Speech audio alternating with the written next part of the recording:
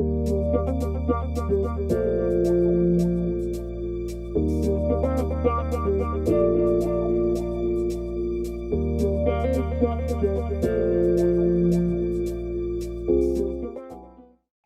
you for joining us on behalf of the Bryant Alumni Association to our Summer Welcome podcast series.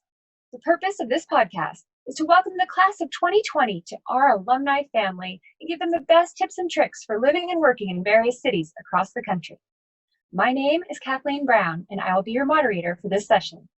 Today, we're going to discuss the city of Boston and its surrounding area. I would like to thank all of our panelists for joining us. We know the experiences of our alumni that are here are valuable to share with the Bryant community. Every opportunity for alumni to exchange ideas strengthens and expands our Bryant network. Today, we're joined by Mary Green Dunn, class of 2012, Matt Licari, class of 2016, Kara Watson, class of 2015, and Lindsey Gamble, 2010.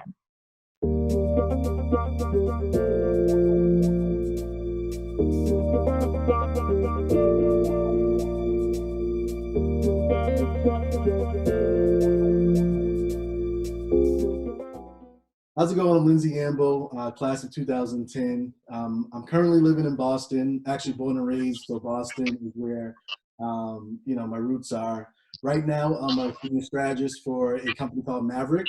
I'm working as working in the influencer marketing industry. Basically, we help brands run social media influencer campaigns, work with some of the biggest brands across the world. 2020 has been a really tough year for everyone else, but especially for you, those that just graduated. You're dealing with a lot. You had your year cut short, but when it comes to adversity, there always comes growth. So, congratulations on everything you've been working through right now, and wish you the very best as you take the next step in the next chapter of your life. Thank you very much, Lindsey. Kara, can I ask you to tell a little bit about yourself? Hi everyone, my name's Kara Watson from the class of 2015. I'm currently a senior financial analyst at Wayfair, where I've been for the past year.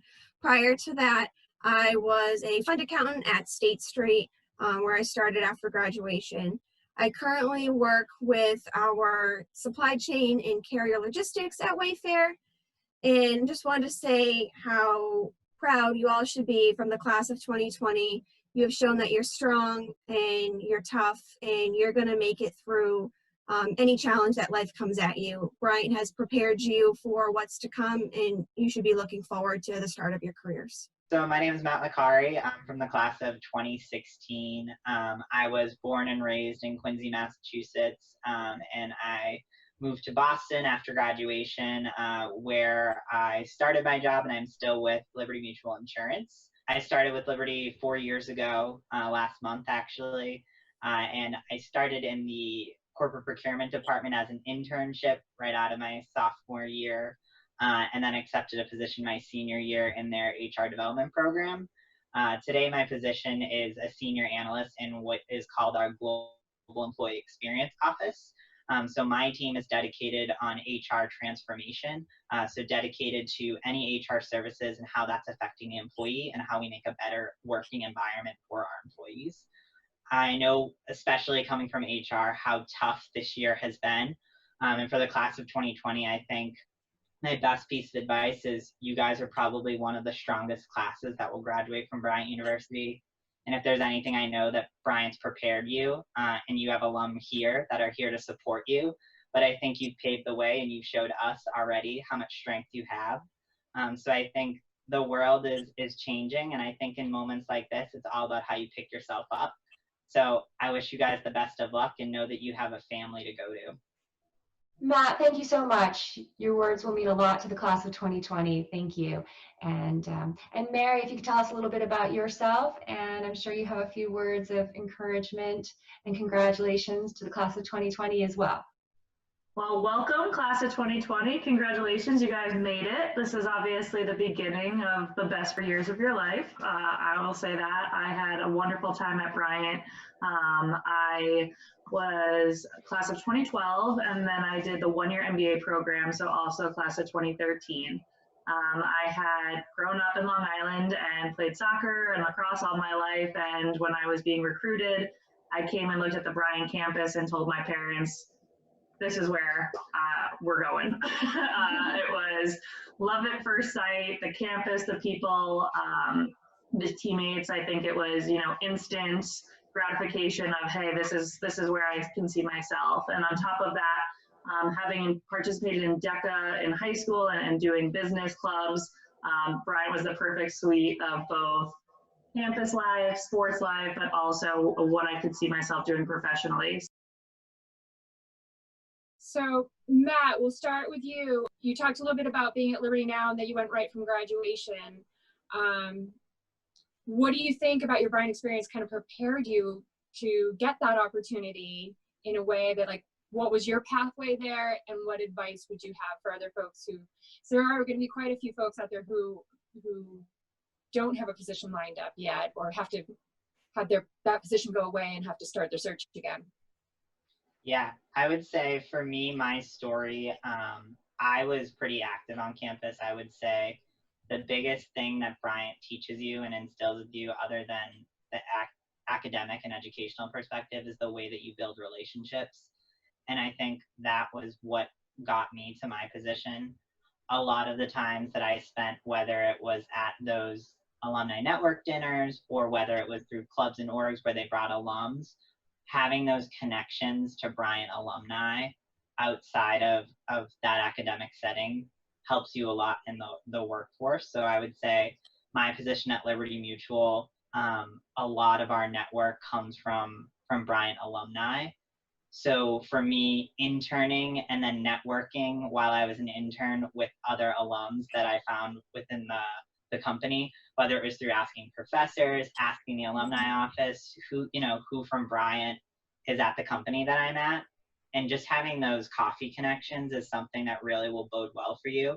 I think especially relationships are going to be tougher to come by, but I think as long as you're putting yourself out there, then you're doing everything you can. Nice.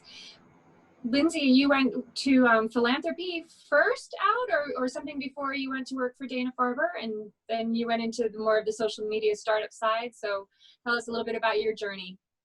Yeah, so my journey after graduating from Bryant was kind of unique.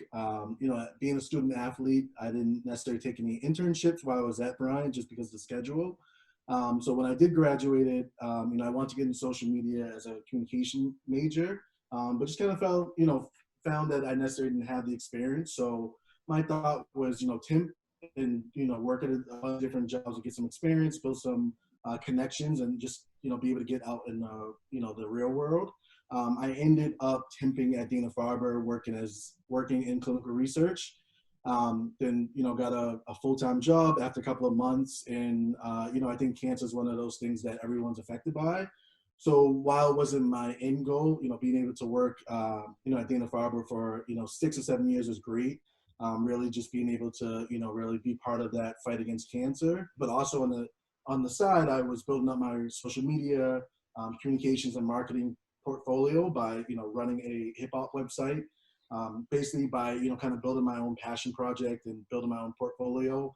I was able to, strengthen more of my skills around communications and marketing, and use what I learned at Bryant and kind of dive more hands-on. So after doing that for 5 to 6 years, learning everything from building a website to social media to, writing PR, press releases to interviewing artists on video, I was able to take that, and one of my classmates, Ashley Montgomery, actually was working at an influencer marketing agency, and she shared a post about them open up a job, and I reached out to her, having a good relationship, and she helped get an interview. I worked at that agency for 6 months. Unfortunately, got laid off, but I learned a lot in that short period of time. And then the 4 or 5 months after that, job search, using kind of thinking about what I loved about Dana-Farber, the culture, worked at the agency that I was at, and ended up at a place called Maverick. And I think, just a testament, everyone's journey is a little different. Mine wasn't the, graduate from college and get your dream job right away. I kind of had to take different steps, but I wouldn't change anything about it. So what I really learned at Bryant, as a student athlete, was that, perseverance is key.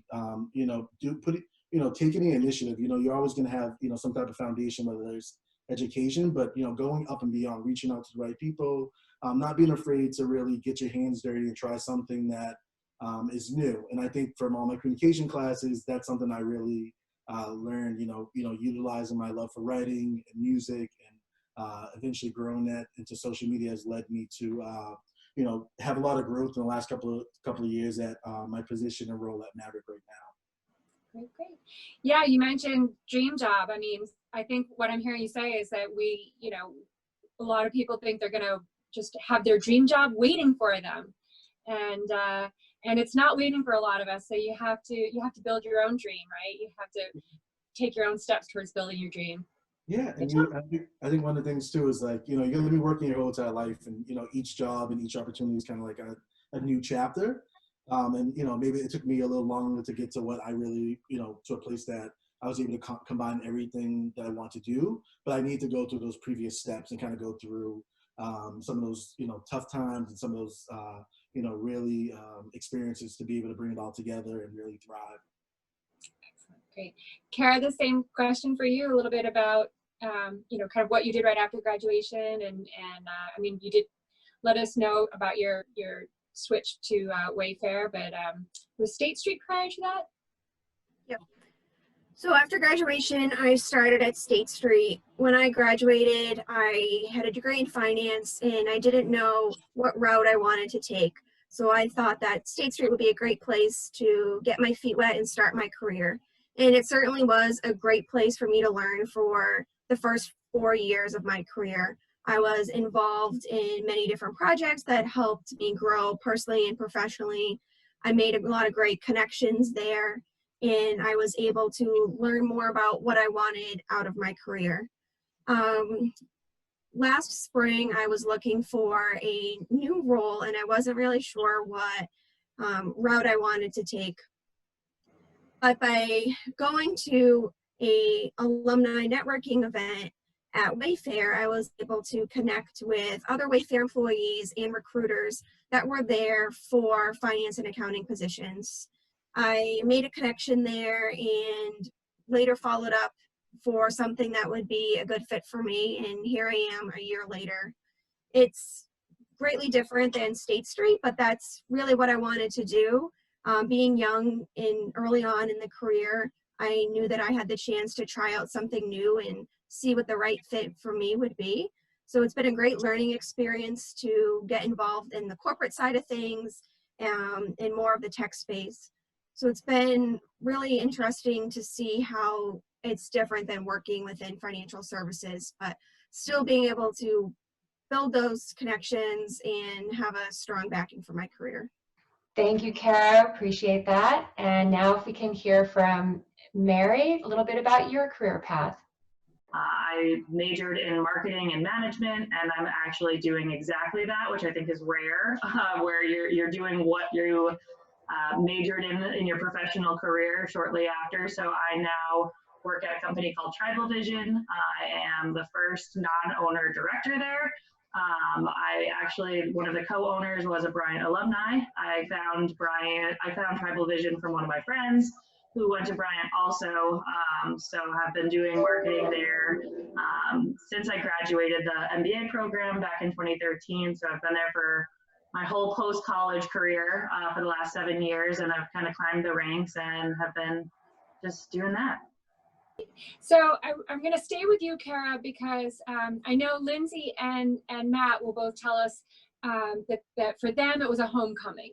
Returning to Quincy, Boston area for Matt, returning to Boston for Lindsey. So Kara, you had to make your way in Boston. How did you decide on Boston? How was that experience for you? Well, I grew up in Lowell, so an hour north of Boston, but I wouldn't say that I, frequented in Boston. So when I graduated, I always said to myself, I'm not going to work in Boston. Nope, I'm not going to work there. Just the idea of the large companies and the number of people and the commutes honestly quite scared me. But then when I started researching more companies there and started visiting the city more, it excited me, and I was ready to take on the challenge. And I figured if I really didn't like it, there would be opportunities for me to stay closer to home, or, you know, possibly go into some of the New Hampshire suburbs. But now I can't envision myself leaving the city anytime soon. I think working from home the past few months has been challenging to a certain extent by not having that city culture and the social aspects as part of your career. But it's a great place to be able to network with other people that are in the same positions in your career, other people in the Bryant community, and just to enjoy the commuter life, because sometimes that can be quite interesting too, to take the commuter rail into the city. I live now just 10 miles or so south of the city, so I still have to commute in when I go into the office, but it's close enough for me to still get that city life, and close enough for me to still be away and close to the ocean. Excellent. So Lindsey, Boston was always your town, or did you ever feel the lull, the draw to some other place, or you knew you were going back to Boston? So at one point, I really, I really thought I was going to move to the West Coast. Okay. I think a big part of that was me thinking there was more opportunities in terms of like social media and marketing on the West Coast. Plus, I visited there a couple times after graduating. So I always thought I was like a California person, but once coming to Boston, I love Boston. My whole family's here, so it's really home. It's so funny, I can walk to downtown Boston and run into an uncle or cousin. So I really like that home feeling of it. But to me, Boston's, it's big enough to a city where I really enjoy being in the city and enjoy a lot of people, but it's also, not as big as in New York where, you kind of get lost. So I think living in Boston allows me to, still be close to my family, but be able to experience city life. And even though I've been living here, 32 years of my whole entire life, I'm still learning a lot about it. And plus, I feel like it's a great place for doing things outside of work. So whether it's going up to New Hampshire or Acadia National Park, it's really like a nice central location for traveling throughout the Northeast. And I think it's continuing to thrive, especially in the social media and tech space, as well as, of course, finance and in the medical field. So I think it's just a great place to be, and I think I'll be here forever. Start a family, continue to grow my career. So right now, Boston's everything. I think it's great for a lot of people. This advertisement was brought to you by the New England Visitors Bureau. What a great endorsement. Matt, anything to add, or a different perspective on your return to Quincy, Boston area? You're living in Quincy still, right?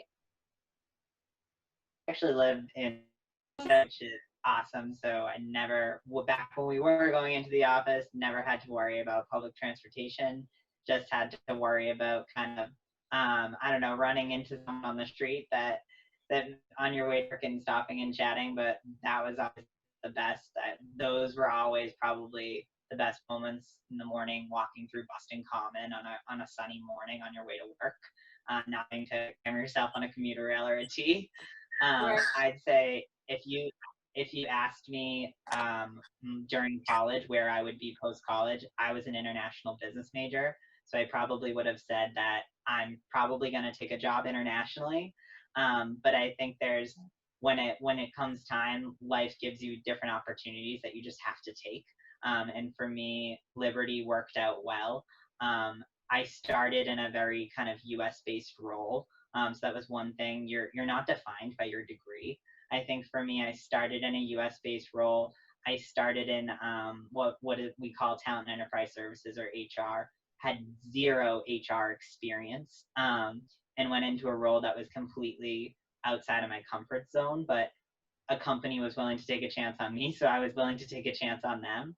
And it actually, getting into that role and voicing that I had interest in international and I had a background, gave me the opportunity to take an international role where I was able to still be close to my family, but travel internationally when they gave me the opportunity, which has probably been the best thing. So I think in college you think one thing, but I think never shut a door that opens itself for you. Always consider the options you're given. Thank you, Matt. And Mary, you mentioned you were from Long Island, so we know Boston was new for you. How did you find Boston? I think almost our whole like close personal circle all migrated to South Boston together. So it was kind of unique where we all lived at Bryant together, and then shortly after graduating, we all found ourselves. I think everyone the first year kind of scattered, and then by year 2 of post Bryant, we were all living within blocks of one another in South Boston. So I ended up marrying my boyfriend from Bryant, and then we, his college roommates all actually ended up moving to South Boston as well. And our office was located in downtown Boston, so we were 1 T-stop away. So have been in Boston for the last 6 years. Right after graduating from the MBA program, we moved to Boston and kind of set up shop there. Well, so you kind of stepped us into the question, what do you like most about working and living in your area? So anything more to add on that before we take that question to Kara? No, I think Lindsey described it perfectly. Like, Boston is a big little city. Like, there's big enough things that you're not going to run out of things to do, but it's small enough that you're probably going to walk into someone that you know. Right. Kara, anything to add? I think they've covered it perfectly too. Boston's been a great place to be able to stay in touch with my fellow Bulldogs. I'd say that there isn't a time where I go out after work or I'm taking the train and I don't run into someone that looks familiar or that went to Bryant. So it's fun to still be able to make those connections with people and still be able to attend local events and be able to go back to campus or be able to travel around New England and see what else there is to do on the weekends. Kara, that's great. Very helpful. Mary, what would be your advice for working and living in the Boston area? Sure. So it was interesting. I grew up in Long Island, so being a New Yorker and a Yankees fan, I did not see myself moving to Boston and sitting at Fenway and being happy about it. But I did. We went to Boston our like freshman or sophomore year. A bunch of my teammates and I said, I was like, ooh. It's kind of the same feeling I had when I saw Bryant. I was like, I could see myself living here. This is great. This is, a place where it's fun. And I kind of called my mom. I told her it's a smaller, friendlier, cleaner New York. So I think this is where I'm heading towards. And at the time she was like, but doesn't Whitey Bulger live in South Boston and the mob? And I was like, no. So, I think it was just a funny, like, what are connotations of Boston? And then when you actually went and are walking around, even with my parents, they were like, this is lovely. The common is so nice, and the sports teams and the restaurants and even like the apartments, they're not necessarily, trash. They're pretty well maintained. And I think, my parents saw my college dorm and were so concerned with what I would be doing because I treated it like a slob.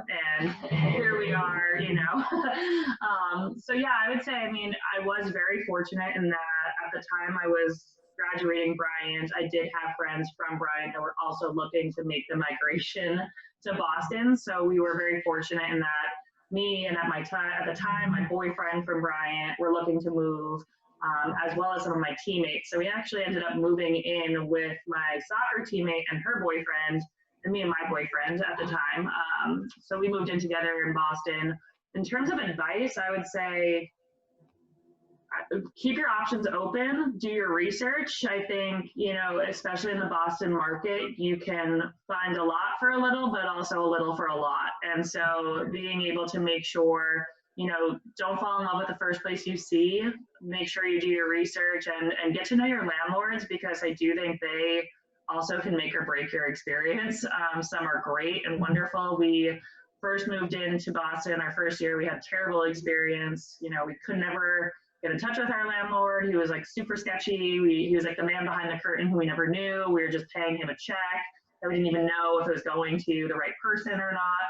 And then, our second year we lived in, a more formal building that had a gym, a security guard, and it was almost like so fancy and extreme. But then Boston started growing and booming, so they realized what they could charge for that. And then we weren't able to afford it after that.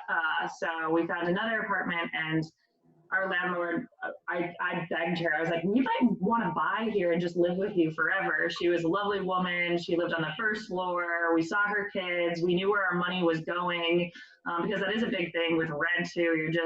you do sort of feel like you're paying someone else's mortgage, but that was definitely something that I think shifted for us, was doing our research, falling in love with our landlord, which is rare, but also making sure, you know what's out there before making a decision, because it is usually a year commitment. And you ended up having to do more than just the research. You a little bit of a Goldilocks phenomenon. This one's just right. It took some trial and error, right? Exactly. It took us 3 years to find, or 4 years actually, to find our sweet spot and where we could see ourselves living, because also in Boston, it's funny, and especially in South Boston, it's very different batches of communities, where when we first moved, we were kind of on the industrial side, closer to the T, which was great, a lot of bars, and it was, again, right out of college, it was a great little step of a transition where we felt like we were really close to the city. Our apartment was smaller, but we felt hip and cool to be, walking distance from the T and by the bars and near our friends. And then, as you kind of progress and get a little older, we started moving our way to the east side, which was funny because it was either you had a puppy or a baby stroller. And so it was just a natural transition. We said, as you go from your mid-20s to your late 20s, you go from the east side of South Boston, the west side of South Boston, to the east side of South Boston. But again, we found the right spot. All right. So you talked about, running into people, whether it's family and friends because you grew up in the neighborhood, or people you recognize because they're part of the Bryant community. What advice, there's a lot of people coming to the city who don't know anyone yet, or maybe a few former classmates. So what's some advice you would give to class of 2020 starting to try to get to know Boston and make friends there? Lindsey, you want to take that first? So in terms of meeting new people, I think, it's you can do it in multiple ways. So I think, obviously once you get into a role, you can meet people that you're actually working with. But I think, things are a little different with, COVID-19, but there's still a lot of, virtual meetings and meetups. But I think especially in Boston, there's things like, meetup.com, which is, which is basically in every city. There's also General Assembly. So there's a lot of different organizations that are focused on, having events and meeting different people and networking. And that's something that I've done over my career and found a lot of success with, especially when I was trying to make the switch from, clinical research to social media, just being out, showing your face and going places and actually having conversations with people. So that's one way. In terms of the workplace, I think, you always want to say yes in a sense. I think whenever you go to a new job, sometimes you can really be kind of stuck on being overwhelmed with the transition. But, if someone invites you to lunch, to a drink after work, whenever you can, definitely say yes, because that's where you're going to make those real relationships and build those strong ties with people outside of working on projects with them. So I think, utilizing, your job place, utilizing the different organizations out there where you can meet new people, connecting with, fellow Bryant alumni, attending some of the alumni events. But there's so many multiple ways, and also, going out. I think right now it's tough, but you can go out. There's times I've gone out and just had a conversation with someone, and they may have been doing a similar job to me, or somehow we know someone. Just not being afraid to meet new people, and knowing that by meeting new people, you can learn something new.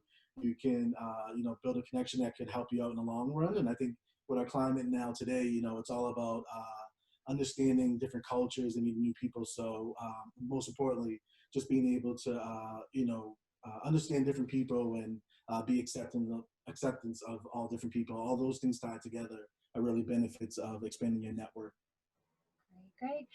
Kara, what was your experience? How did you make your way and forge new connections or connect with people that you maybe kind of knew? When I first started at State Street, I was part of a development program, which was a great way to meet people who were also just starting out with their career. And through them, I was able to meet people from other teams, whether it was from getting lunch with different groups of people, or getting a drink after work, or finding a new person to commute with on the train. It had been about 3 months I had been in my position, and I had noticed someone who was taking the same train as me every day and worked on my floor. And I went up to her one day and just said, "Hey, do you want to get lunch? I noticed we take the same train every day." And now she's one of my really good friends, and she's been a great mentor to me in my career. So I'd say don't be afraid to just go up to someone and say hi. I think I've always been that kind of a person where I want to be able to make those connections and find someone that might be able to teach me something along the way, or find someone that I can get coffee with every now and then. Nice. Matt, anything to add? Yeah, so I was very similar to Kara, where I was lucky enough to join a development program at Liberty. So I joined with a cohort of people that started at the same time, graduated college at the same time, and we kind of really all bonded over. Some of us were from the city, some of us were new to the city, and I think going out for drinks after work. I think another thing that's really good is you make a lot of good friends at work. But I think you also make a lot of friends from your other friends that make their friends at work. Kara in particular, I know Kara started around the same time as me, and a lot of the friends that she made at State Street, Kara and I would meet up for drinks sometimes. Sometimes it was on purpose, sometimes it was on accident. And I think we've just we've created so many mutual connections and have become really good friends. And I think that other things like alumni events have really been fortunate. I think especially for the class of 2020, you guys didn't really get to experience senior week. I would say that alumni events, Bryant's very professional, but we can have a good time too. So I would say, so keep those open. So when you see those come through, definitely take the opportunity to put yourself out there. Now, and eventually I want to hear a little bit more about Duxbury too, because that is a strong working commuting community for working in Boston. But sticking with your earlier experience in Boston, obviously you had your network of friends. It was also probably important to meet new people and make new connections. And so how did that go for you, and what suggestions do you have in that area? I would say, what's great about Bryant, one, is you have connections and you make friendships for life. So even the friends that didn't move to Boston with us, we're still super close with. But once we did move there, we said, we need to get a little out of the Bryant nest just a bit. And so we got involved in just activities in town. So with Boston being a fairly young, hip city, there's a ton of different group organizations that you guys can get involved in. We did a kickball league, where we made friends, and we had our, say 5 members of the team that we already knew, but then we opened up ourselves to have new members be added, and those are some of the people that we invited to our wedding. So we made new friends just by getting involved in some of the organizations, and it was super funny. You're on this kickball team, you have a few Bryant friends, a few new Boston friends, and then you're playing other teams, and you're like, that's the other Bryant team, or that's another Bryant team. So you do see a lot of pockets of people, but definitely getting involved. Another thing that we did, I think in Boston in particular, there's a kind of a stigma of the locals seeing young kids coming from college and saying, oh, these kids are here to ruin our town.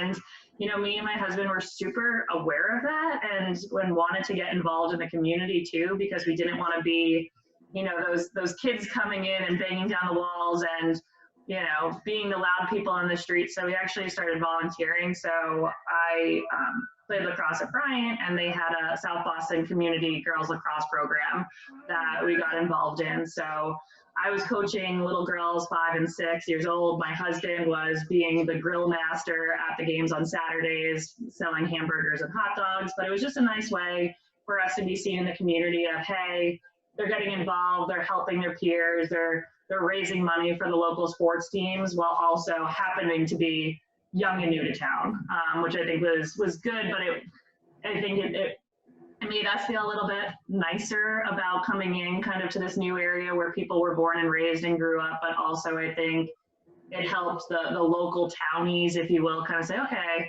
these kids are here to help too, which was really nice.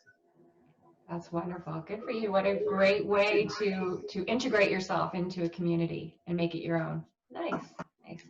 But then you felt the pull to the sea, a little bit away from the city. So what drew you to Duxbury? Yeah, so again, I am very, like, if you ask me what I want for dinner, I don't know. And I'm like, I could go one of two ways. But for big life decisions, I'm pretty decisive. So Bryant was, this is where I want to go to school. I'm going to go to school. My boyfriend, I was like, I'm going to marry you. You know, Southie was where we're going to live. And then we had gone to a coworker's house party down here. They had a barbecue.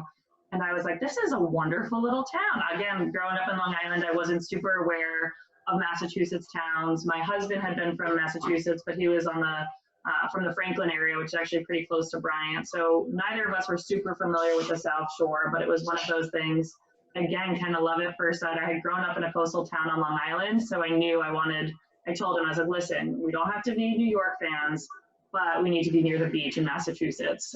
And so that kind of at least started limiting our search, and that we wanted a coastal town, whether that be the North Shore or the South Shore. We picked the South Shore because from being from Long Island, it was just a little bit closer to family versus the North Shore.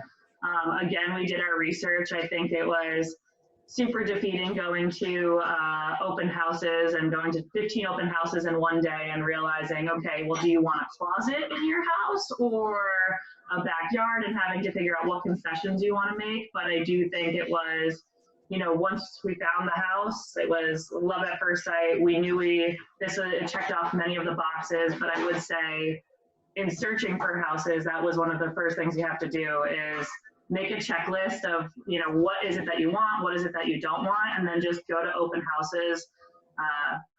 Don't get your hopes up, and just know exactly kind of what concessions you're willing to make, which ones you're not. And as cheesy as it says, the right house will come along, and then you kind of know when you see it. But we absolutely love the South Shore. I think the other thing was it's close enough to Boston because not all of our friends have left the city yet. So if we're leading the migration, I guess, away from the city right now. But that was another big piece for us because at the time we were working remotely. We were working in Boston, so we needed a convenient place to commute. I would say the South Shore is not the most convenient, but if you leave at the right time, you don't hit as much traffic. So that was something else that we, you know, thought and talked about was, hey, are we willing to be a little further out from the city? And now it's just interesting because the remote workforce is, we don't have to worry about traffic. We're both working from home and gonna be happier. Well done. Well, let's stay on that thread then and tell us about some of your favorite bars and restaurants, and maybe even clarify it with, well, these were my favorite pre-COVID, and these are kind of my go-tos. Lindsey, you want to start? Sure. So yeah, I think, you know, Boston's a great place for restaurants, especially bars. You know, I think the downtown area is really great. You know, Brookline has some great places like Barcelona, which is a lot of, you know, if you have a big group of friends, you go there for small plates. Borough Bar, if you like Mexican foods, really great place. In terms of some of, you know, my favorite bars out in South Boston. Speaking of, you know, people, young professionals that, you know, work hard during the day and at night have fun. Some of my favorite places are, you know, Koppel. These are all places that were pre-COVID-19. Okay. And knowing that we're in a different place, hopefully, you know, when things get better, they'll still be favorite places. But basically, I've been spending my time going to any place with patios as a safer alternative. So any of the breweries, you know, Harpoon's great. Dorchester Brewing is great. It's kind of near the South Boston area, but those are great places where you can, you know, grab a nice drink, you know, enjoy some fresh air, and just really a nice atmosphere and to take in. But I would say, you know, whether it's downtown Boston, whether it's South Boston, whether it's, you know, Quincy. Quincy has some great seafood places out there. There's really, you know, no place that you can miss out on. Matt, your suggestions? Yeah, so I live in the North End, so I was lucky enough pre-COVID to have the fortune of living in what is Boston's version of Italy, where you have small streets where you're not going to find any parking, but you have some of the best restaurants. If you really want good Italian food, I would say everyone's going to tell you to go to Mike's Pastry, but you're going to want to go to Modern. I'm definitely a Modern guy over Mike's any day. There's some really cool spots. Modern included actually has pre-COVID, and I think they'll have it post-COVID. They have an underground bar that not a lot of people know about. It's kind of a dessert bar, so they have really cool dessert drinks. I think another cool spot in the North End is if you're ever up for something different and you like comedy, there's an Improv Asylum's always a good night, a good time to have. They have a bar, you can grab drinks with your friends before, bring your drinks in, and you're just in for, it's a really funny show. It's really cool. I think that as far as outdoor activities too, Boston's amazing. Running, there's nothing better than getting up on a Saturday morning and running along the Charles. Sometimes you kind of stop and say like, this is actually your view, which is awesome. So there's a lot of cool underrated spots. Harpoon's amazing. I think it's a great place to just sit there with a group of people on a Saturday afternoon that you haven't seen in a while. So Boston has a lot of underrated spots, and some of them people don't really know about. Well, we've hosted 2 alumni events at Harpoon and 2 alumni events at Improv Asylum. So I guess we're a little bit on the right track.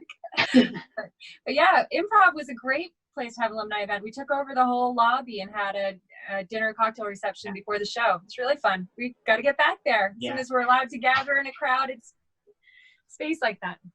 Kara? So before COVID, I used to take the train from South Station. So I'd say a lot of my go-to places are in that general area, so I could run and get the train, and sometimes literally run to make the train.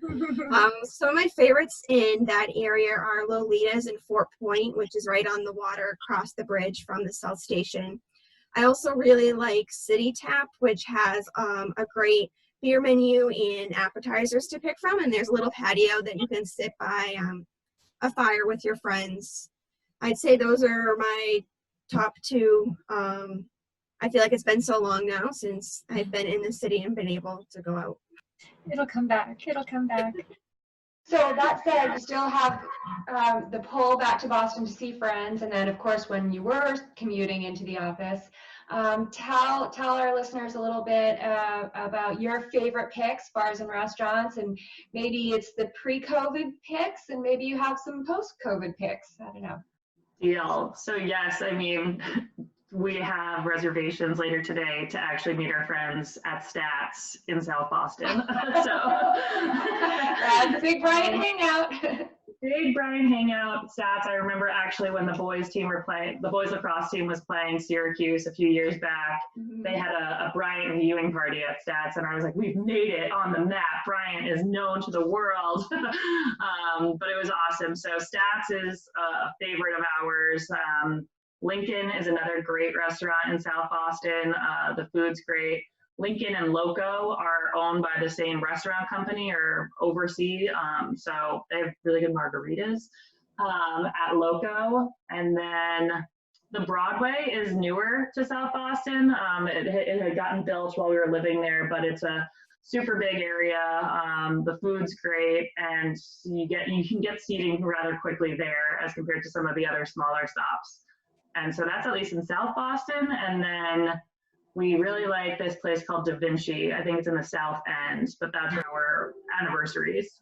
Great Italian food. And then you can't go wrong with anywhere in the North End. So let's take you back to Bryant, and you've talked a little bit about your Bryant network from a friend standpoint. Tell us more about your Bryant network that you've stayed in touch with, how you've made use of that, who you stay in touch with, professors, coaches, anyone else from the Bryant family that you've stayed connected with, and how that's kind of helped shape your next steps. Yeah, I think it's so funny. No matter how far we live from Bryant, we always get pulled back to do something with Bryant. We never want to, miles is one thing, but we'll always, no matter how far away we are from Bryant, find our way back there. And I do think, with my husband and I both being Bryant alum, we participated in the IDEA program and we're judges. And it was kind of funny. I'm like, oh my God, these people are so much smarter than I was at their age and doing awesome things. So being involved and reaching out to Professor Coakley for the IDEA program and coming to help judge. And then also, it's funny, Professor Greenan was at one of my friend's weddings, so we stayed in touch over LinkedIn. Professor Poirier is always kind of keeping up to date with where I'm at with LinkedIn and shooting me congratulations on your promotion or happy birthday. So I do think it's just been it's been funny seeing, what professors you stay in touch with. And at the time when you're in college, I think you have relationships with your own professors, but then kind of getting to that next step and seeing them, 2 years, 5 years, 7 years out of college, and it just being a different type of rapport, but knowing that they're always here to help you and offer advice whenever you need it has been something I absolutely love about Bryant. And then my coaches who we played with, they reach out to me all the time. Again, we don't stop talking. I think it would be nice to see them a little bit more often and do some, I don't know, reunions of sorts, but I know they're always a phone call away as well if we need them. And some of the group chats are pretty hilarious. And you will have those reunions. Reunions will happen again. Kara?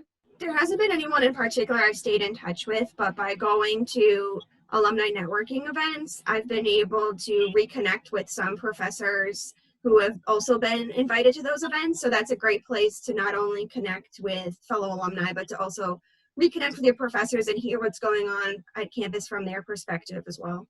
And Matt? Yeah, so there's a couple professors I've stayed in contact with, and it's interesting to see how your relationship with your professor changes after college, because they were there from an academic standpoint, and they were always there from a career advancement standpoint. But sometimes it's really cool when a professor's reaching out to you because they think of you, and they have this student. So I've kept in touch with Professor Roberto a lot, and I've kept in touch with Professor Gomez, as well as Madan. So Madan was one of the main reasons that I came to Bryant, and I'm happy to say that he still is one of the main reasons I come back to Bryant. He'll come looking for me. So I think those connections are really important. I know for me, I still rely on some of my professors. Right now, I'm doing my MBA part-time while working, and my decision to do that was a lot before I took that on. I talked to a couple professors that I had at Bryant, and I said, this is what I want to do. Does this make sense? Should I be doing this? What do you think? You know me as a student. So it's interesting to see how those relationships change and grow. And Lindsey, coach, professor? Yeah, so I definitely have stayed in touch with a lot of my football coaches, especially when I come back for alumni. Although the coaches have changed over the years, it's always the same. They played a great role in, the athletic side of Bryant. But I've also stayed in touch with Professor Burkos. And I've, chatted with her off and on the last couple of years. And when I was making a career change, she actually wrote me a recommendation. And we, chatted and, back and forth. That was a professor that I took a number of different classes with. So yeah, I think no matter what, I've reached out to different professors over the years. And I think no matter how long it's been since my last interaction with them, they've always been great and, helping with whatever it needed or just saying hi. So definitely something I encourage all alumni to do. Guys, everything you've had to share this evening, I think is going to resonate for a lot of your younger Bryant grads. So I think this is really wonderful.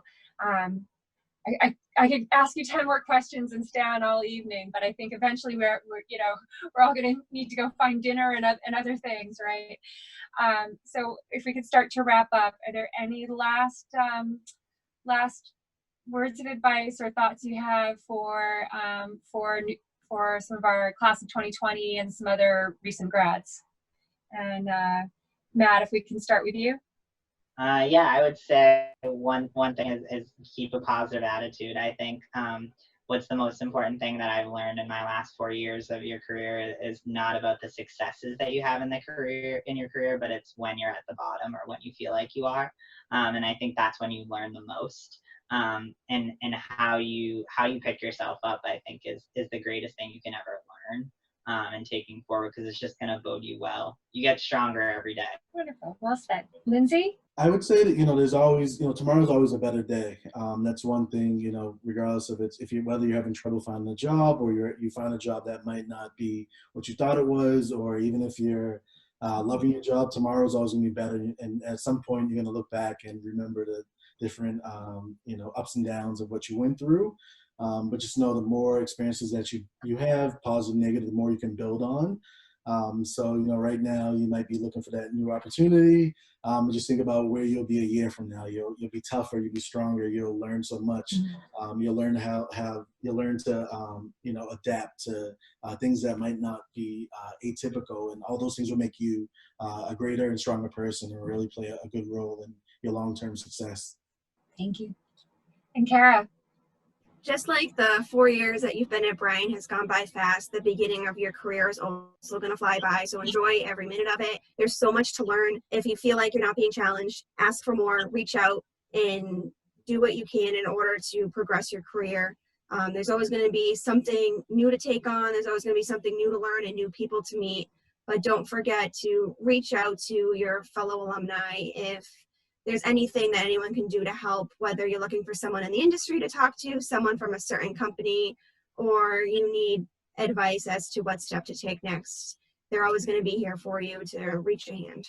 Well said. Kind of any last bits of advice about the Boston area in particular? I mean, I think the interesting thing too with the time and world we live in right now is, when we first moved to Boston, it was very much supply and demand, and we just kind of had to settle for what we can get because the market was so crazy. Where now it is an interesting shift of some people who have been living in the city migrating out, and there being a little bit more opportunity and a little bit more room for negotiation as a renter or as a buyer. So that's something that I would just keep in mind, is the power shift has kind of moved in favor of someone moving into the city. And I think just keep that in mind, because it's an interesting position to have that hasn't been available in the Boston market for decades. So I think, just keep that in mind and make sure that, you do your research, but also understand that you do have a little bit more power than you might have if you were moving into Boston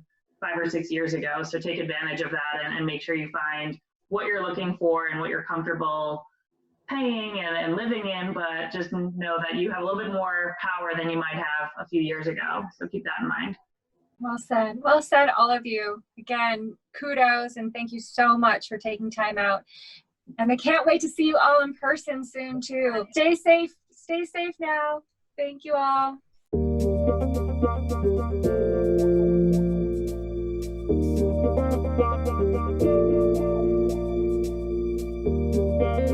Thank you.